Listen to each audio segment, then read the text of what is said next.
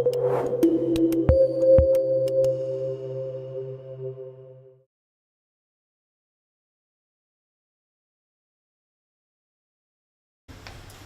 I'm going to talk about well-built content services extensions, and the definition of well-built is my definition. It's the experiences that I've had doing this over the years, and after a while you start to do things over and over again, and you start to develop patterns. And so these are the patterns that I've developed. This is not to say that this is the only pattern. There are probably other patterns also, but to a large extent, I'm going to go over the stack, how I kind of stack my solutions. I'm going to do a demo, and then I'm going to talk about some other tips and patterns that I have, things that I've done and looked at over the years in terms of addressing some of the needs that many of my clients have. Also, the code that we're highlighting, I have an example that's in GitHub. I drew on a lot of the code that I've done for other clients, but rather than take a hodgepodge of different examples and put them together and try to have to sort them out, I started to build a solution for issue tracking. And so I took a lot of those patterns and just put that into an example that was easy to understand, because it's something that everybody does, and so all the examples are related to that. There are still some holes in it, and I have a list of issues of things that I want to kind of add to the example, but I covered most of what we're going to talk about in the talk today. When I talk about each piece of the puzzle that I put together, I'm going to talk about why I do it, an overview, guiding principles, why I do what I do. I'm going to talk about some cautions and concerns. Everything that we do is going to have a trade-off. So, you develop a pattern, you develop techniques, and as you go along, you start to see, well, okay, are there things where this pattern maybe breaks down? Are there cautions? Is there feedback that maybe I've seen other people do different things? And so we'll talk about those also. And then I'm going to have code samples. In the talk, we'll go over small code samples, and I'll point out various pieces, but the entire set of code is actually in GitHub, so you can actually go and pull that. One of my goals for this talk is to cover things for everybody. So if you're new to developing in Alfresco, this should provide a guide on how to develop Alfresco extensions, and it should provide a comprehensive view of a lot of the pieces that you'll look at. So this should serve as an example. If you're an intermediate or experienced developer, this provides insight as to how one of your peers develops. And for the community in general, this could foster some discussion around how other people develop. What are some best practices, and perhaps really coming together and saying, okay, how should we build these extensions? When I put together an extension, one of the things I start with is a core. In that core, I really put together the content model, some of the configurations, all of the heavy lifting and functionality that deals with what the solution is doing. And I put the heavy lifting in one place primarily because a lot of that functionality gets reused in different areas. On top of that, I'll build a Java API, and that can be used by other extensions that maybe are dependent on the one that I'm building. I'll build a set of behaviors and actions, and those are things that autonomously happen, functionality that's autonomously triggered. I'll create a JavaScript API, and I'll create a REST API using web scripts.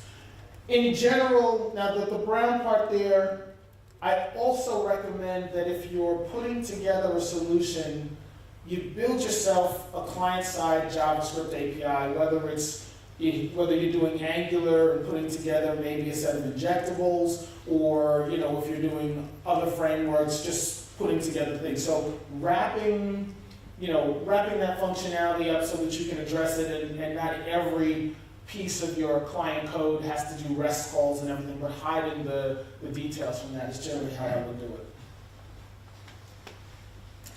So one of the things that comes to mind, and I was listening to the talk today when they were talking about some of the architectural changes. One of the things that comes to mind is these extensions that I'm talking about are in-process extensions. So these are extensions that are going to be, extending the platform. They're going to be jar files or AMP files.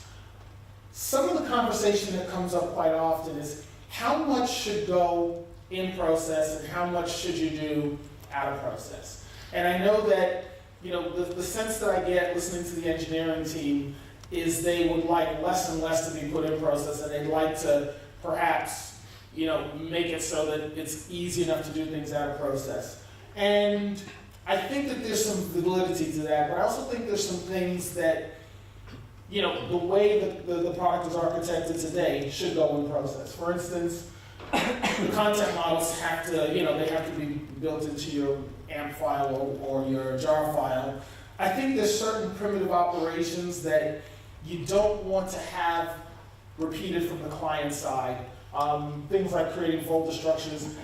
Anything that, to a large extent, anything that you're going to have a lot of round trips, then maybe that needs to be a primitive operation that's in process rather than from a client side having to go over, make multiple connections. And then there's some things that just are better done in transaction. And so I think those are candidates for that. Now, things that should be external logic might be business rules. So for instance, and I don't consider a business rule something like a folder structure where you've determined we're going to set up this folder structure. That's more of an implementation detail. But business rules that say, well, when I do this, this set of business metadata has to be put on it. I think things that could change, things that really your business users are going to say, we need to tweak that. Things that are not necessarily set in stone, those things may need to be taken out and done externally.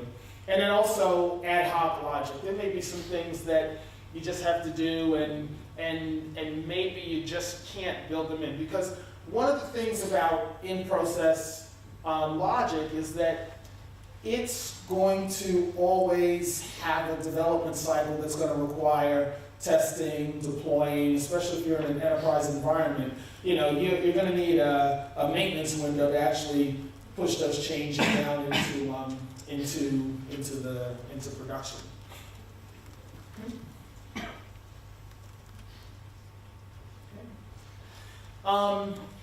So when I think about the stack, as I said before, this is just, so now let's go through what each piece of the stack, how I set it up, and how they relate to each other. So the core piece, I'm going to have the content model. I know that within Alfresco we have the content model manager, but for the purposes of solutions, I'm not a big fan of dynamic models. Okay? I think that if you look at the logic that you have around behaviors and things like that in your web scripts and the content model, I think those go hand in hand. They're part of the solution. They need to be together. Now, I will say that where I think dynamic models might be useful might be when you have maybe business-defined ad hoc metadata, and you don't want to throw them into something like a residual property. And so if you want to do that, I think that might be a very good use case for it. I do think that if you're doing that, though, I don't know that, I think that there needs to be some structure around it to hide, maybe a business user from doing that. But if you're developing a solution, if you're delivering it to a customer, I think that in general your content model needs to be bootstrapped.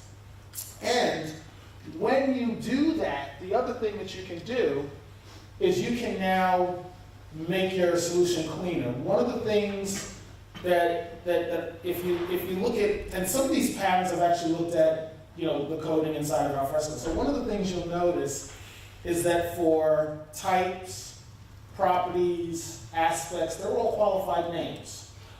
Rather than creating them on the fly, I generally take all of those names, put them in a interface with constants, and just put them there. It helps with things like when you're coding, making sure that you don't have typos.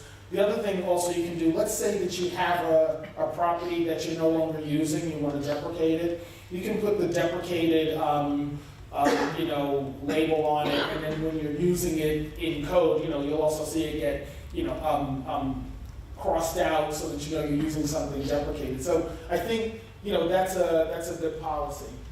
And then as I mentioned before, we have the component, which is going to be the core logic.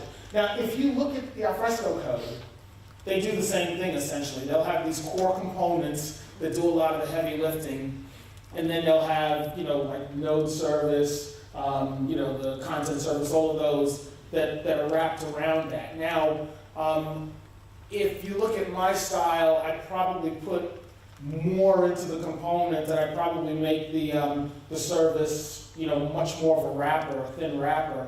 But I think that that's a stylistic decision that everybody can make, and it's everybody's prerogative. But that component has the primitive operations, and it's really the internal API for the rest of your extension, but it's really meant to be used internally and not necessarily by external pieces. The other thing that I think that I've done that really works out is, in many cases, you might want to have your own properties and configurations that you want to add to your extension. You can put in Alfresco global properties in a module, and generally what you should do is just set the defaults there, and then you can override them in the main Alfresco global properties. And I think that allows you to provide some level of flexibility in the solutions that you have also. Okay? I think this is a repeat. I kind of talked through all of this.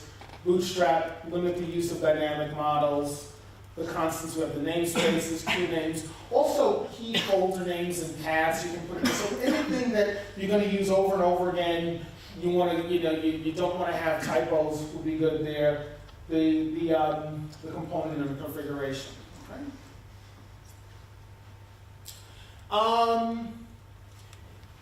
I structure and encapsulate, try to structure and encapsulate the key functionality. In a lot of cases, this functionality is reused over and over again. So rather than having to write it multiple times and put it in one place, the content model is part of the design, and the components can be thin wrappers. Some cautionary words. Sometimes when putting together the constants interface, it just seems like a lot of work. Hint community, if somebody has some kind of a tool that can go and rummage through my content model and generate that would be fun. But that seems to be a lot of work. And the other thing that I always get concerned about is whether or not that core component is going to become a big monolith. So if you do see that it's getting too big, sometimes just dividing it up a little bit, I think tends to work. So here's an example of just doing the constants code. So you see, we set the qualified name. Generally, I put both the prefix and the full URI in. But when you're actually creating the qualified names, you should use the URI. If you do accidentally use the prefix without the right resolver, you'll get some funny errors there. You're smiling like you've seen that happen before. Okay. Here's an idea of just what you can do with the global properties. So in this one, I set a home path for the projects that I'm setting up, and then I use it in in the bean for the component. You can see I passed the value there. Now it's real important that you at least have some kind of a default in there, because if you don't have a default and you try to create that, the value isn't going to get resolved, and it's going to try to create a folder with the curly braces, project home, close curly brace, which might not be the end of the world, but if you've passed something that should be an integer in there, then you're going to get an exception that'll get thrown in, on startup.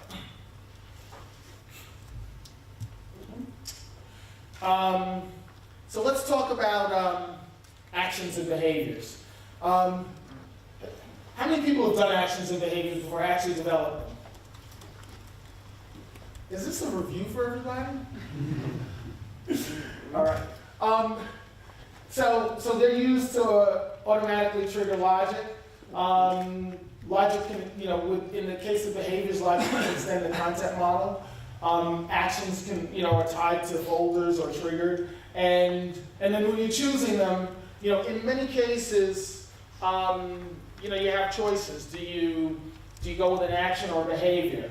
And it's a tough choice sometimes, because I tend to look at, especially like if I'm doing something like creating a project and I have a prescribed folder structure, I might in the content policy just say, well, when I create this type that's supposed to be a top level collection, put it where it's supposed to be. Sometimes that can be a bit heavy-handed, so you might need to be able to turn it off. There's other times when you have behaviors that are moving things around. You might find that if you're doing something like bulk imports, you have to disable it because it might get in the way and impact performance. Actions are really good for things like drop zones. Like, let's say, one of the ways that I've used this in some cases is when you have a client application that maybe does not have the full user rights to place things in the right place. So you create a drop zone, and things get created there, and a rule or an action can run, and the core pieces to it can run as system. And so that can actually move it to the right place. What you've done there is you've let the client, that might be a seamless client or whatever, just say, I'm going to create content. I don't care where it's going. I'm just creating it. I'm giving the metadata and everything. And then you let the system place it in the right place, file it in the right place. And that way the client side doesn't have to have the logic of understanding what the folder structure is and all of these kinds of things. So that's one area where I've used rules and actions, just in terms of, keeping order in how the solution is set up. But one of the things that I always, worry about is, do I overuse it? Will it be, will it impact performance in certain places? Okay.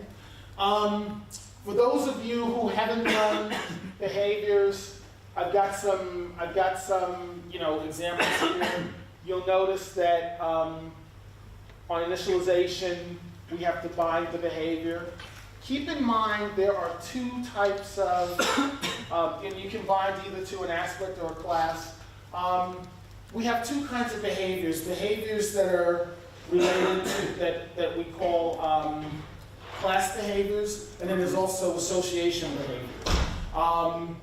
And if you're uninitiated and don't realize it, you might try to put an association in as a behavior as a class behavior, and you wonder why it doesn't work. So that's one of the rookie mistakes that I made eons ago.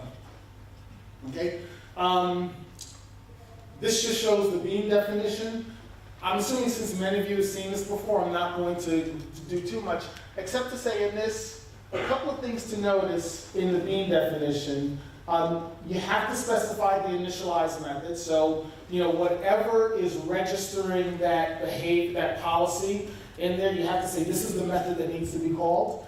And then the other thing that's important is, that I found this important, is you have to say what it depends on. So when this behavior starts up, the content model that it depends on that bean needs to already have been loaded so that it knows, so that it can get at that type. So that's, one other piece that I found that has to go in. Okay? Now we talk about action executors. With action executors, you extend the abstract executor base. This shows it has two methods, the execute impl and the parameter definitions. Probably when I update this, I'll put an actual example of how to set up the parameter definitions. But when you have actions, sometimes actions just execute on a node with no parameters. Other times you have to pass parameters. You can tell it which parameters are required or not, and things like that, and give the types. So note the interface and the method. Now when you actually wire the bean in, there's a parent bean that you have to have, the action executor. And the other thing that's important is the bean ID is going to be the identifier that action is identified by. So that bean ID is very important here because it's used in a lot of cases when you're saying, I want to create an action, you use the bean ID there.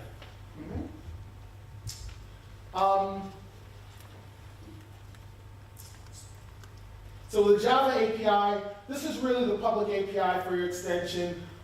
Other extensions can leverage it, and it exposes really a subset of that core functionality to the rest of the world. And so this is where you're defining, these are the things that I'm saying to everybody else you can use, you can depend upon being constant. You don't want people using your internal component because you might want to refactor things, you might want to reorganize things, and things like that. And I struggle with the notion of whether or not this is overkill because it's really just a thin wrapper, but to a large extent, just the fact that it says this is what you can use, to me, is important enough. The other thing to note is that when you're doing your Java API, you don't have to do what we've done in the Alfresco API to say we have the lowercase bean and the uppercase bean, because in this case, they're all going to be the public beans because you're using the public API. So there's really, in most cases, you're not going to have a set of, you're not going to have one set of beans that doesn't have the transactions and the permissions and everything, because this bean is built on other beans that essentially already have that wired in. Okay. The other thing that generally happens is the Java API that I define, which is like, which will have a service, service interface, is generally what I'll build a JavaScript API on top of.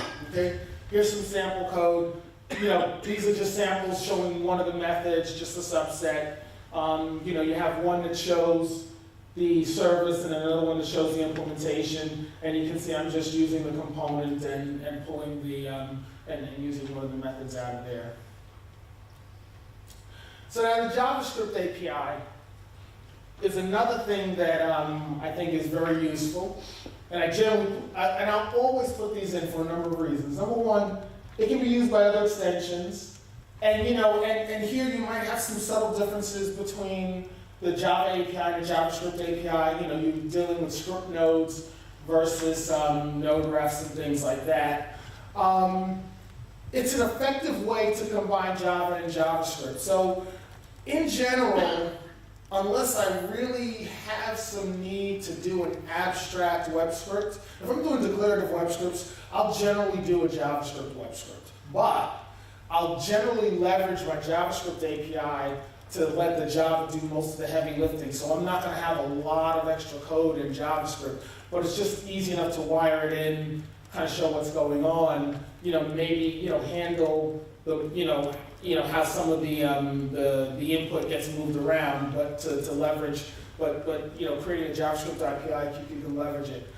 The other thing that's very useful about the JavaScript API is that you can use it with the JavaScript console, so it's good for creating ad hoc utilities. I mean, invariably, you're going to have a repository and there's some touch-up that an administrator might need to do, and having some of those actions available are really helpful. A lot of times just, going and using the JavaScript console to test out functionality and validate things comes in useful. And then also, if you're creating actions and you want to create a script and so you're storing it in the script folder, that becomes very easy to just use those functions as part of your actions also, if you haven't already created an action executor for some of them.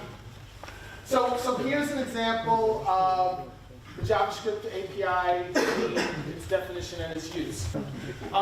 So a couple of things to note here.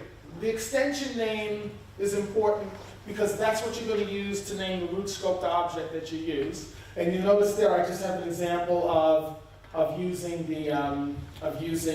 that being there. Okay.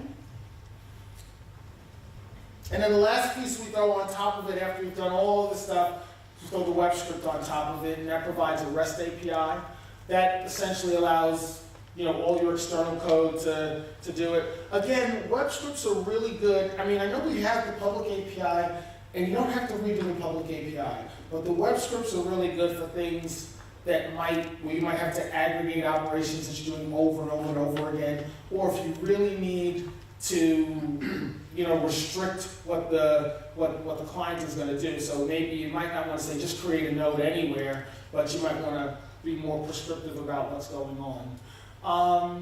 Now you might have two sets of API functions. You might have some just for system level things, and you might have some that specifically support UIs. Like for instance, let's say you have some kind of constraints or something like that. Maybe you've created some dynamic constraints, and you want you want to give a list back to your UI to say, okay, here are the valid values, things like that. So there's generally there might be two sets of APIs there I've seen that I've done in the past. As again I said, there's no need to duplicate what's in the public REST API. In some cases, you might decide to use behaviors and just let people use the REST API. And if there's things that have to be cleaned up, just use behaviors to do things like maybe you need to create some subfolders or things like that. So rather than have a create project, method that creates the project in subfolders, maybe you just say, let them use it via Seamless or whatever, and it uses a behavior. I did have a client one time that said we don't want to use web scripts. We want to use Seamless completely. And so as you can imagine, all of a sudden I'm creating all these behaviors to kind of make sure that everything is clean and tidy, when they created their objects. And in some cases, the JavaScript API, the web scripts can mirror what's in the Java and the JavaScript APIs. In some cases, it might not be appropriate for it to mirror everything that's in those APIs. And in some cases, it might need to add a few extra things. Okay. Here's some simple web script code. In this case, when I create the project, and you have to realize, there's a lot of things I didn't do in this example because I had to do it very quickly. So, I might have a little bit, I might put a little bit more in there if I was doing it for production. But you can see here, I have the create project. I'm just using my JavaScript API. I get the script node back. I'm just sending back to the client, okay, here's the ID of the node ref for them. So that's one way to do it. I mean, there might be other ways to actually, provide more, more status and things like that. Oh, client-side API. So I wanted to do an example with the ADF. I did not have a chance to do it. But I think when we talk about client-side JavaScript APIs, there's going to be some UI-specific things you're going to need, and there are going to be some operational things that you need.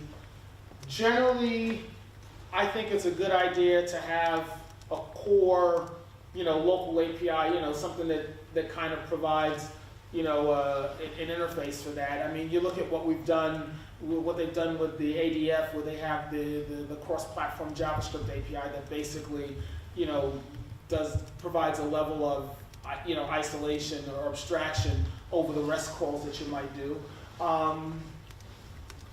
It allows you to put the details of the REST, calls in one place. And they might be different for each framework. Here's the thing. If you look at what we did with the ADF, they have a JavaScript API that can go for any number of frameworks. If you are only using one framework, you don't have to do that. So do what makes sense for you in these cases. Okay? So let's. I have a couple minutes, so let's go ahead and do a quick demo. So in the project that I have, let's look at a couple of things here. So one of the things, you remember when I showed you the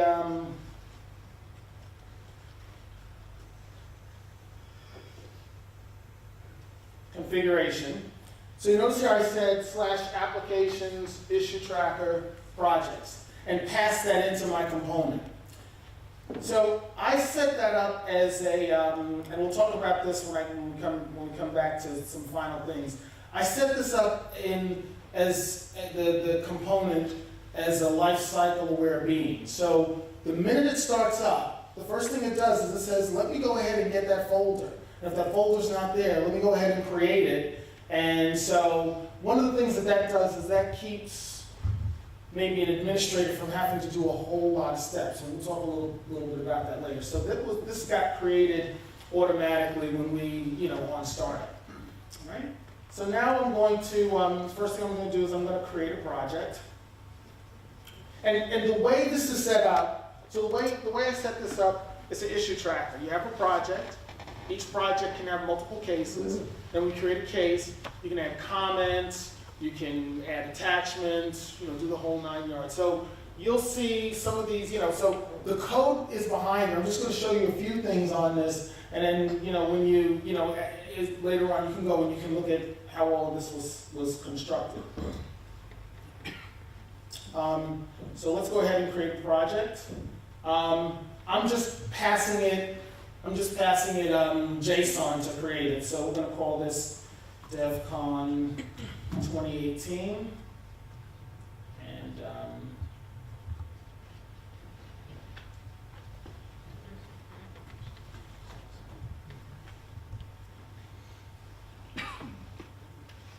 okay, and you notice it returned this. So if I go here and refresh, I guess I should be logged in, huh? Timed out.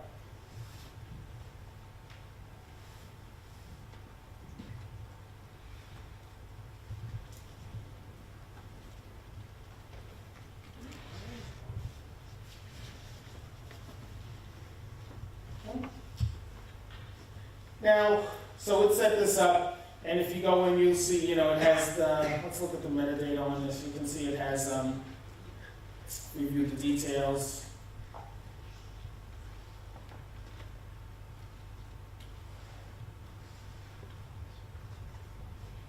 You see, it has the project ID, the name, etc. Let's go ahead and create a case now. Rich, is it possible you can maximize your screen a little bit? Oh, sure. That's brought up in the back of the room. Which one? The Postman?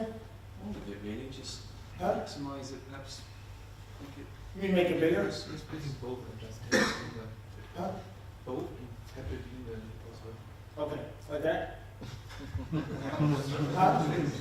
Font size. Let's do this.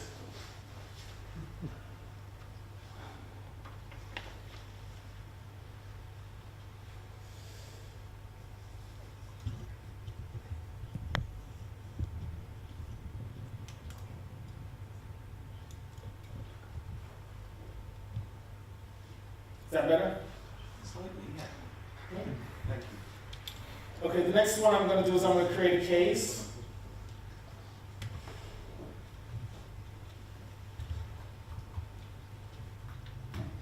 Okay, let's go ahead and do this one. I'm passing it the ID and the case and wait.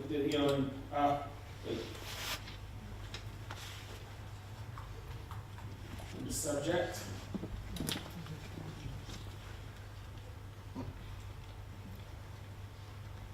Names of Yeah. Yeah, what Yeah, did I do? but you wrote DevCon 2018 and 9.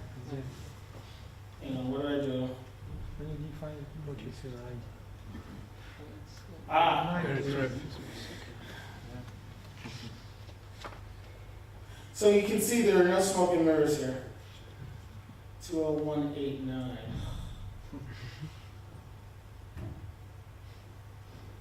Okay. So now I had a content policy underneath the covers here. So if I go back here, you will notice that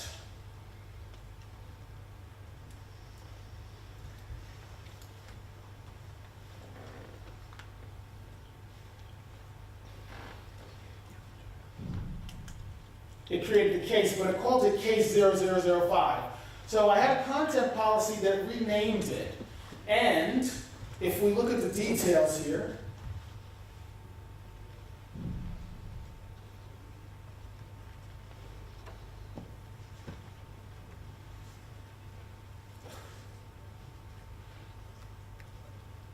it actually, so it added the project ID, gave it a case ID,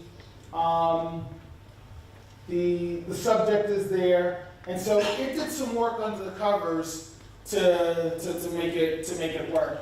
I'm going to show one thing. We have add comment, but I also want to show one thing that I did on another one. So, one of the things that I have on one of the case folders, and I haven't figured out how to add this automatically, wired in automatically without using a non-public API. So I just didn't do it right away because one of the things I wanted to do was whenever I create a case, add a rule on there that says, oh, by the way, when I drop an attachment into there, just go ahead and do something to it. So just to go here. So I'm going to go ahead and drop an attachment in here. So I have an action executor that's going to take that attachment. It's going to change the name just in case I drop more than one attachment in there, with the same name, they're not going to conflict. And then so it'll create an attachment name and then give it some metadata.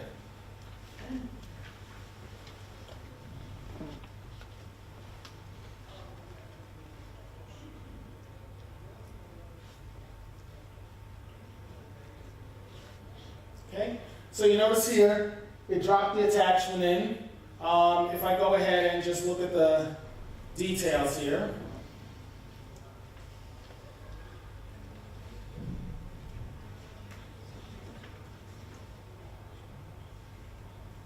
you can see it changed the name. The other thing it did, it also took the original file name and stashed it somewhere. So especially if you have things where you have to drag and drop things and you don't know if you're going to get duplicates, one of the things you can do is just use that with actions or content policies and things like that. So this is a demo. The extension is there. You can pull it down in Maven, play around with it.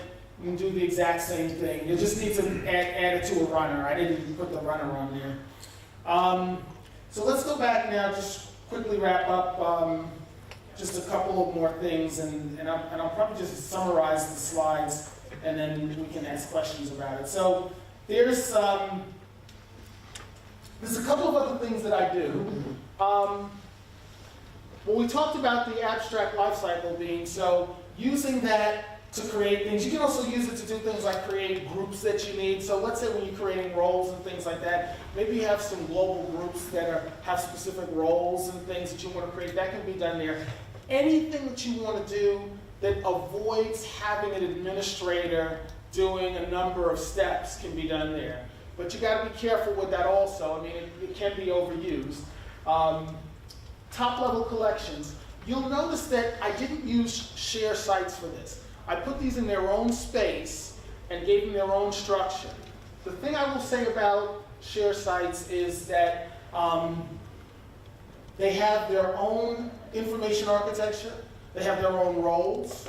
So those roles might not be appropriate for the use case that you have. And I've seen a lot of customers say, aren't we creating sites? And it's like, no, It's you know, we can use the same UI, we can even use some of the same patterns, but those top level collections might be very different. The other thing is role-based access control. You can follow the pattern that Share does, so when you create a new top level collection, you can also create a set of groups associated with each role. You'll need a naming convention, so that the part of the name of that collection is part of that group name, but then you create them. The other thing you have to do with that, though, if you're going to do it, is put them in a zone so that they're not, so make them like a system group as opposed to just a public group that everybody sees.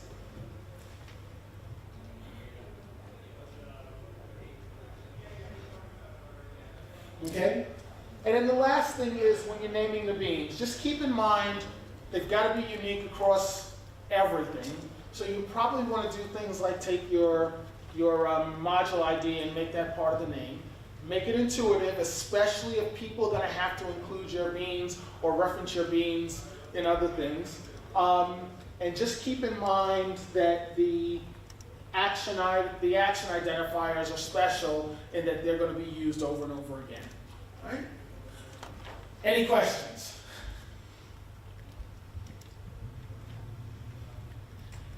I would have three. First of all, again, apologies for trying to cut you short. No problem. One question regarding the behaviors. I've seen this a lot of time from Alfresco that transaction commit is being used. You mentioned a couple of slides before that the use case of doing and run as, for example, run a system. Only comments on issues between using run as and, for example, transaction commit in extensions, because there are a lot of pitfalls there. I don't know if you've observed them, because transaction commit is running usually outside the run as context. So if you're running code in run as, which triggers behaviors that are transaction commit, then the behavior is running with different privileges, which might trip a lot of users up. A lot of similar first. And I've seen a lot of issues with customers in this. That's interesting. I'd like to hear more about that. Generally, the whole transaction, the whole thing isn't run as system. There's like a small portion that runs a system. Right. And so usually that code that it's calling in the component has a small run as system thing, but then it drops out. Yeah. And have you seen problems with that also? I've seen a lot of problems, especially if you have multiple behaviors. For example, one behavior is triggering, for example, run as component, and then this code to node service might trigger another behavior. And when that is run as a transaction commit, it is run outside of the run as, and then of course there will be potentially these issues with permission checks that fail because of the missing run as system. You know, I haven't seen that as much. The thing that I have seen sometimes with behaviors have been like if somebody's uploading into Share and it's behind the scenes doing it's creating it's doing a checkout and a check-in. I've seen in some cases I have to check to make sure that the node hasn't been deleted. Yeah, that's because transaction commit also. Because you trigger a behavior when it's created, but it's deleted in the same transaction. Yeah. But the queued commit behavior isn't informed about this and gets caught on deleted node. Yeah, no, I've seen that, and I usually, for that, and it usually only shows up when somebody's using Share, to upload a change or something like that. And I've generally, the first time I see that, I usually catch it and pull it out. But I'd like to see if you have some literature on that, I'll actually add it to like the README on this and I might have to do also some of the threads from the community platform, because a couple of those we discussed. Yeah. You said you had 3 questions. Yeah, I just was looking at anybody else because I don't want to hog you.